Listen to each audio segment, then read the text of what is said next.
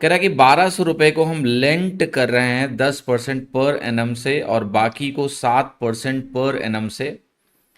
जो total interest earn होता है 2 वर्षों में वो 180 के बराबर है।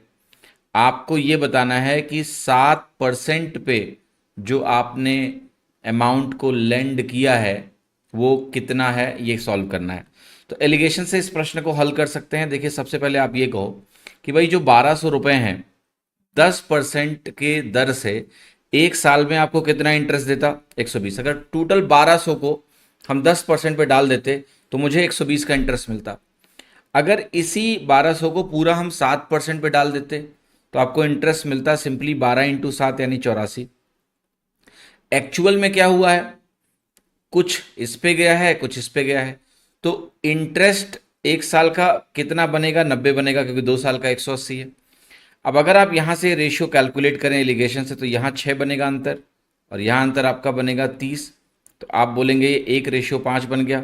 ये वैल्यू ध्यान रखना 10% पे निकाली थी, ये 7% पे निकाली थी। तो जो रेशियो है 10% और 7% पर जो आपने वैल्यूज को इन्वेस्ट किया है एक तरह से, तो लेंड किया है, वो 1:5 है। तो ये वाली वैल्यू अगर मुझे निकालनी है तो आप कहोगे टोटल 6 यूनिट है, 6 यूनिट 1200 के बराबर है। एक यूनिट हमारा कितना है, 200 के बराबर है। और एक यूनिट अगर 200 है तो जो 5 यूनिट है जो कि 7% को करस्पॉन्ड कर रहा है वो 5 यूनिट बनेगा 5 × 200। और 5 × 200 की वैल्यू आपकी 1000 के बराबर है, यानी बी ऑप्शन, तरीका नंबर 1। तरीका नंबर 2 हम ऐसे लगा सकते हैं कि हम कहेंगे देखो, पहली स्कीम में 10%, दूसरे में एक तरह से 7%। जो आपका 180 है एक साल का तो 90 हो गया, 2 से डिवाइड करके ये निकालो 1200 का कितना परसेंट है।